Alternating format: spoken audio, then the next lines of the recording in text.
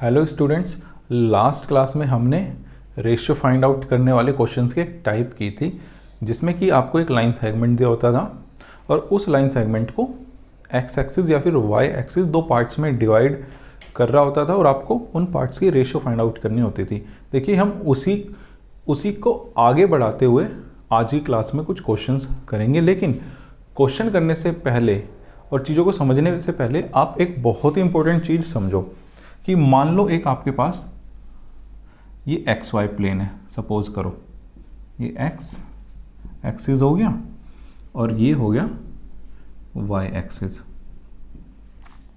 अब अगर मान लो मैं कोई भी रैंडम लाइन ले लेता हूँ, मान लो मैं ये एक लाइन ले लेता हूँ, एक जो इधर भी बढ़ रही है इधर भी। आपको पता है इस लाइन के ऊपर यहाँ पर बहुत सारे पॉइंट्स होंगे, ऐसे ऐसे ऐसे ऐसे बहुत सारे पॉइंट्स होंगे, मतलब इनफाइनाइट पॉइंट्स होंगे इस लाइन के ऊपर।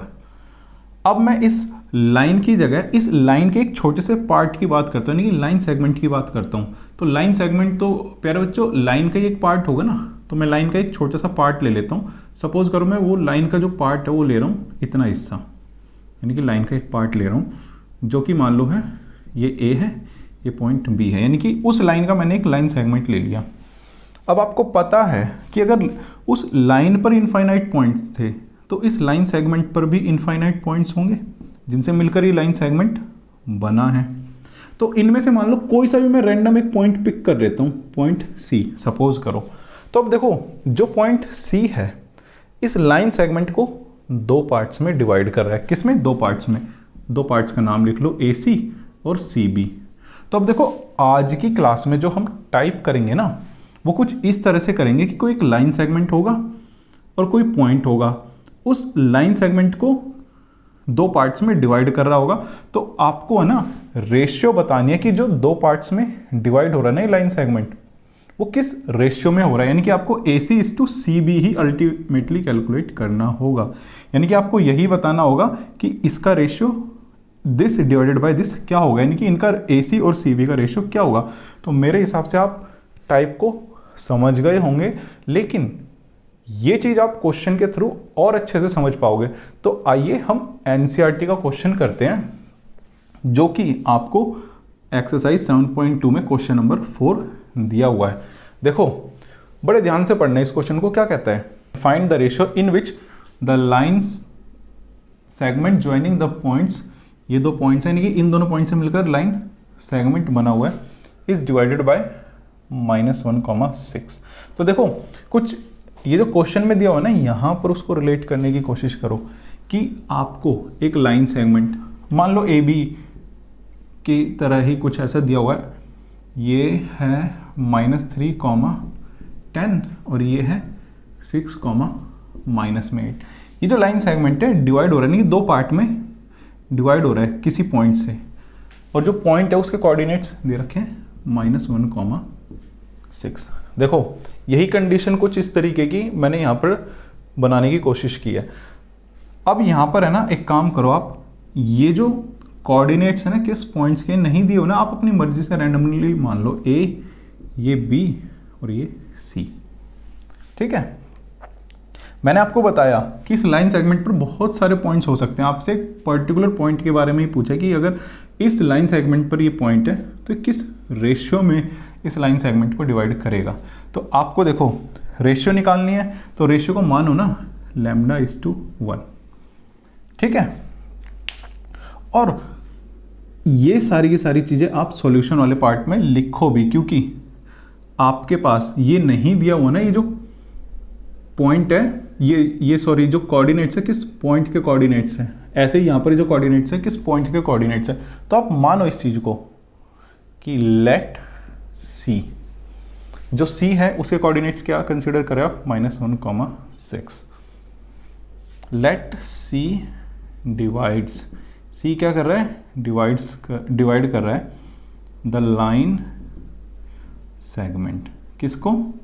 लाइन सेगमेंट को। लाइन सेगमेंट क्या है, ए बी, यानी कि इनके कोऑर्डिनेट्स भी लिख दो, ए बी हो गया 6,-8 इन द रेशियो, किस रेशियो में, λ/1। अब देखो बच्चों आप, ये क्या है x1 कॉमा y1 है, ये क्या है x2 कॉमा y2 है, ये मान लो ये m है और ये है n। अब देखो जो पॉइंट C है ये डिवाइड कर रहा है AB को, किस रेशियो में, λ:1, और A के भी कोऑर्डिनेट्स हैं B के भी कोऑर्डिनेट्स हैं। आप एक काम करो, सबसे पहले C के कोऑर्डिनेट्स निकालो by section formula.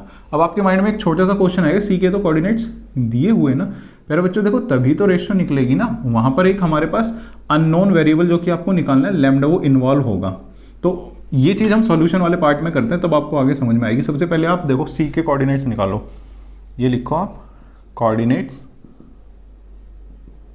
Of C, किसके, C के, निकालो by section formula, by section formula. देखो क्या होंगे C के जो कोऑर्डिनेट्स हैं, m इंटू x2 यानी कि 6 लैम्डा, मैं देखो डायरेक्टली यहाँ पर लिख रहा हूँ n इंटू x1 यानी कि -3 divided by lambda plus 1।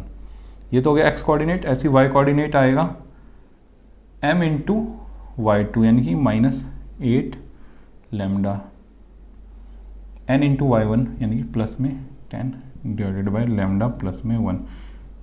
But आपको तो पॉइंट C के कोऑर्डिनेट्स क्या दिए हुए हैं, -1,6।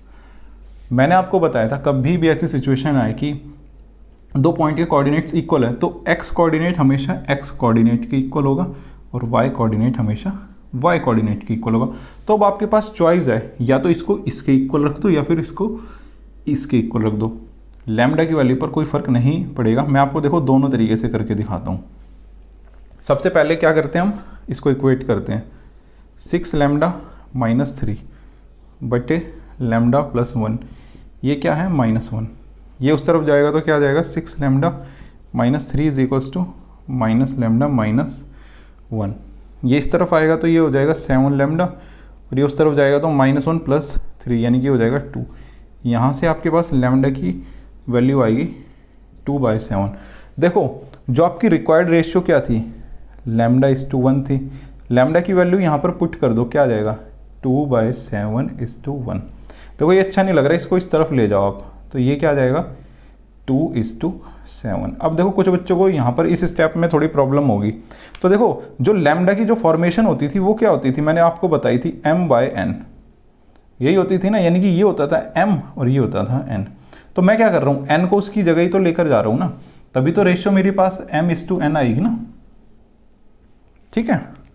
तो देखो रेशियो जब भी देखो यहाँ पर इसको आप ऐसे भी समझ सकते हो, जो ये लिखा है ना 2/7, 2/7:1, इसका मतलब है क्या कि 2/7 डिवाइडेड बाय 1। इसको अगर मैं आगे सॉल्व करूंगा तो 1 के नीचे कुछ नहीं है तो 1, 2/7 इंटू 1/1, तो रेशियो अल्टीमेटली क्या आ जाएगी 2/7 यानी कि 2:7, यही रेशियो आ जाएगी। तो इसमें कंफ्यूज मत होना, अगर आप ऐसे भी छोड़ के आ जाओगे 2/7:1 तो भी कोई दिक्कत नहीं है, लेकिन प्रॉपरली अच्छी तरीके से लिखना। अब देखो y कोऑर्डिनेट को मैं इक्वल रख रहा हूँ तो ये क्या आ जाएगा -8 लैम्डा, ठीक है, plus 10 divided by lambda plus 1 is equals to ये क्या है 6, -8 लैम्डा प्लस 10, ये किसके इक्वल आ जाएगा 6 लैम्डा प्लस ये आ जाएगा बच्चों 6। अब देखो इसको मैं इस तरफ लेकर आऊँगा तो -8 लैम्डा -6 लैम्डा आ जाएगा, ये आ जाएगा 6 - 10। इसको मैं आगे सॉल्व करूँगा तो 8 और 6 14 lambda is equals to 14 lambda minus में, और वो ये हो जाएगा माइनस में 4।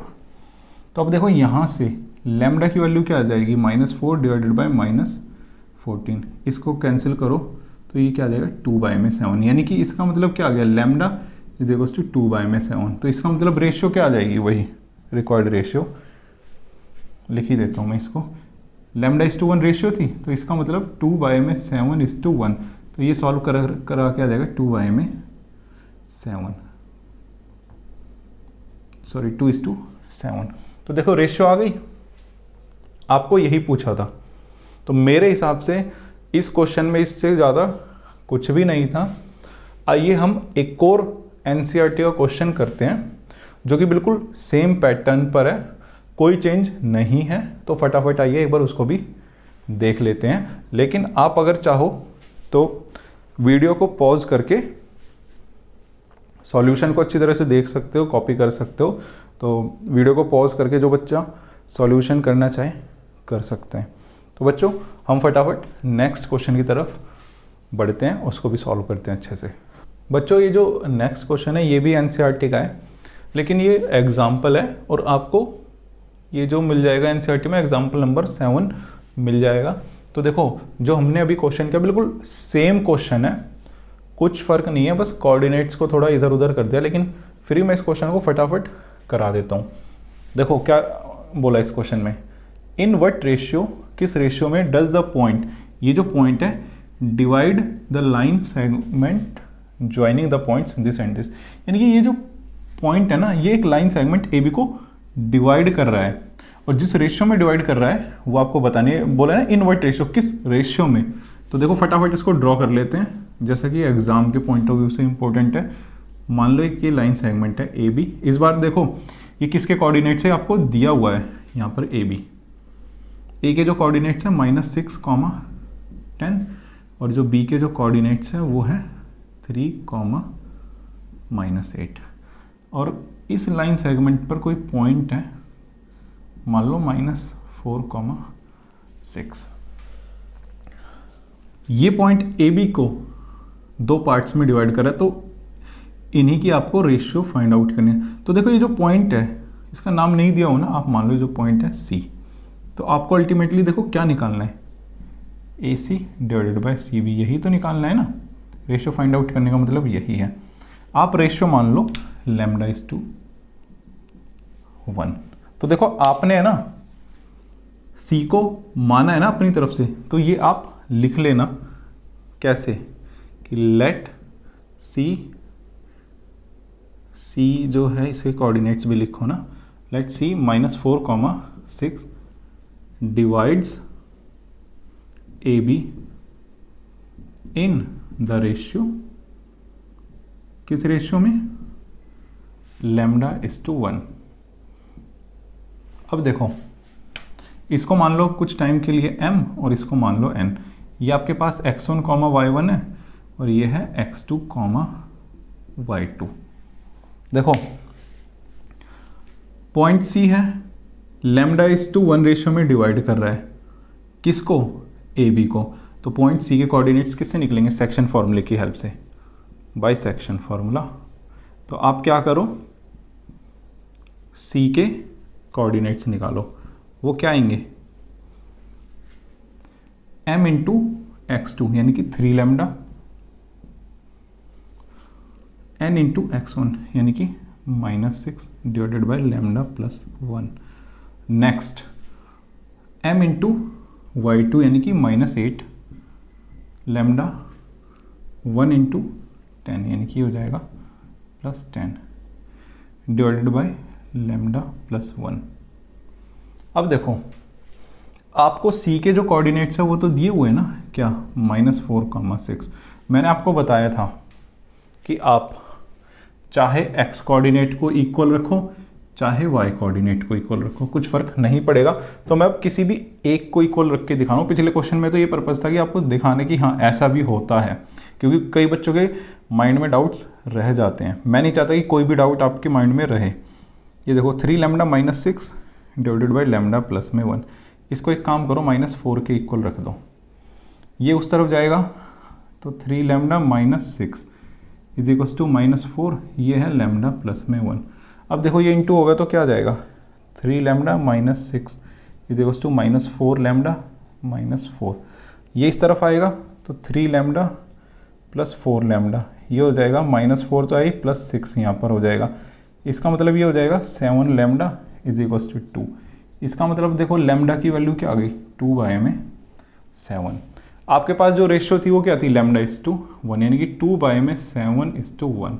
7 को आप इस तरफ ले जाओ तो ये हो जाएगी 2/7। मैंने आपको रीज़न भी बताया था कि ऐसा क्यों लिखेंगे, तो मेरे हिसाब से ये क्वेश्चन भी क्लियर।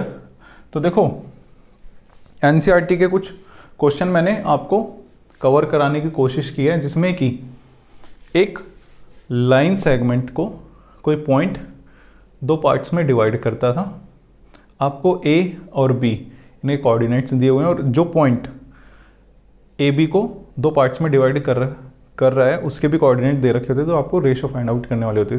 तो हम एक काम करते हैं, कुछ इसी कैटेगरी में एग्जाम का एक क्वेश्चन डिस्कस करते हैं जो एग्जाम में बिल्कुल आता है और उस पैटर्न पर क्वेश्चन अक्सर पूछे जाते रहे हैं। तो आइए इस तरह के एग्जाम वाले क्वेश्चन को भी हम डिस्कस कर लेते हैं। बच्चों, मैंने ये जो दो क्वेश्चन है पेपर में आए हुए पिक किए हैं और ये जो दोनों क्वेश्चन है बिल्कुल कहीं ना कहीं जो भी हमने एनसीईआरटी क्वेश्चन किया बिल्कुल सेम कॉन्सेप्ट पर ही है, बस थोड़ा सा इधर उधर कर दिया चीज़ों को, लेकिन कॉन्सेप्ट वही लगेगा। तो देखो, ये जो एक क्वेश्चन है 2014 में आया सीबीएसई में और नीचे वाला जो क्वेश्चन है सीबीएसई 2018 में बिल्कुल लेटेस्ट आया हुआ क्वेश्चन है। देखो, ये दोनों क्वेश्चन है बिल्कुल आइडेंटिकल है, इनमें बहुत ज़्यादा चेंज नहीं है। तो मैं एक काम करता हूँ, एक क्वेश्चन को सॉल्व करा देता हूँ सीबीएसई जो 2018 में आया है।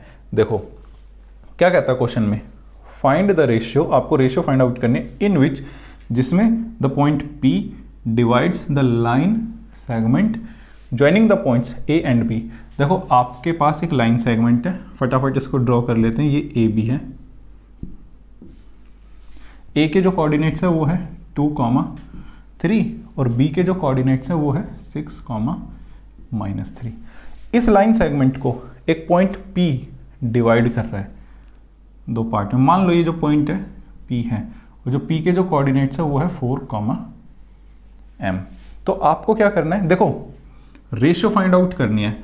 आपको पता है कि ये जो लाइन सेगमेंट है दो पार्ट में डिवाइड हो रहा है, AP और PB में। तो आपको क्या करना है, इन्हीं की तो रेशियो फाइंड आउट करनी है, यानी कि AP/PB क्या होगा। तो आप क्या करते थे, रेशियो फाइंड आउट करने वाले क्वेश्चन में मानते थे ना λ/1। तो वही चीज़ आपको यहाँ करनी है, कुछ भी नहीं है। तो आप लिखो यहाँ पर लेट द रिक्वायर्ड रेशियो, आप मानो जो रिक्वायर्ड रेशियो आपके पास क्या है, रिक्वायर्ड रेशियो इज λ/1। तो आपका फोकस देखो क्या लैम्डा पर होना चाहिए। क्वेश्चन में देखो आगे आपसे m की वैल्यू भी पूछी है, यानी कि इस कोऑर्डिनेट में जो वेरिएबल इन्वॉल्व है पॉइंट P के अंदर उसकी भी वैल्यू पूछी है।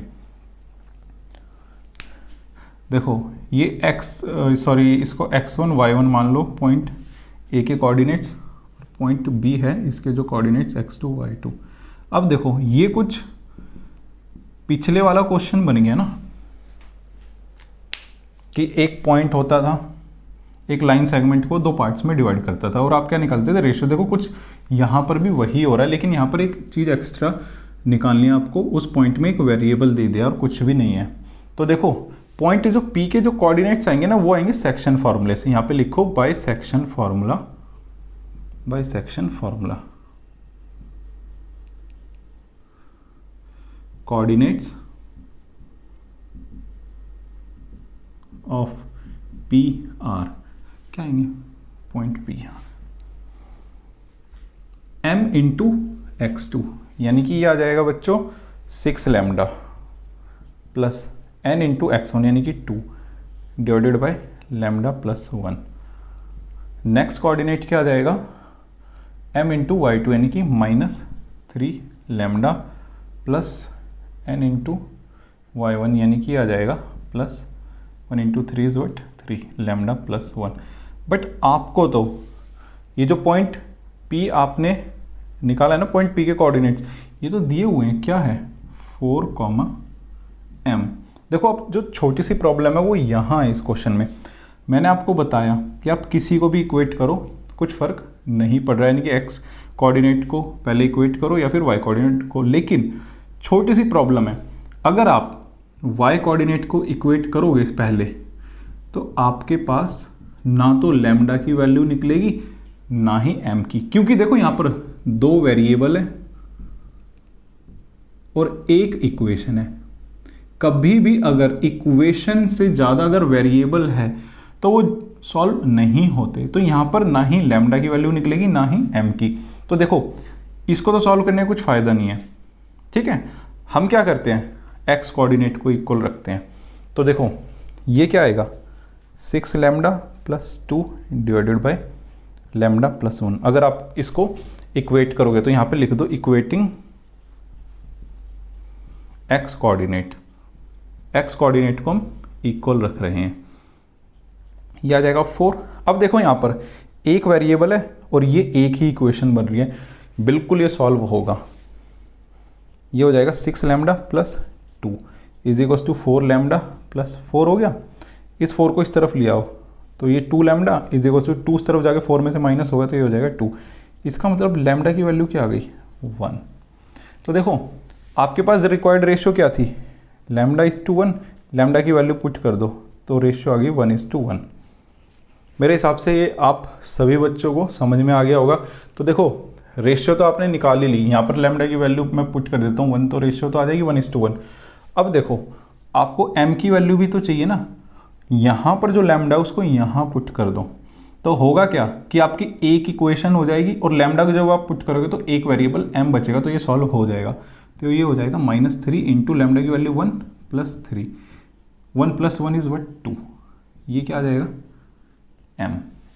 तो प्यारे बच्चों यहाँ पर m की क्या वैल्यू हो गई, देखो ऊपर तो 3 - 3 ये तो हो जाएगा 0 divided by 2 is equals to m। तो इसका मतलब m की वैल्यू क्या आ गई 0। तो आपके पास देखो m की वैल्यू भी आ गई जो कि आई है 0 और लैम्डा की वैल्यू भी आ गई जो कि है 1। तो क्वेश्चन में देखो इतना ही था। अगर आपको कॉन्सेप्ट की पकड़ है, अगर आपको कॉन्सेप्ट की नॉलेज है तो देखो चाहे वो क्वेश्चन को जितना मर्जी हिला दे, अगर आपके बेसिक कॉन्सेप्ट अच्छे हैं तो आप फिर भी अच्छी तरीके से कर पाओगे। तो देखो ये बिल्कुल एग्जाम में आए हुए क्वेश्चन है, एनसीईआरटी के मैंने करा दिए क्वेश्चन, लेकिन उसी पैटर्न पर मैंने कुछ क्वेश्चन पकड़े और ऑब्जर्व किए कि किस तरह से पूछे जाते हैं। तो देखो ये हो गया।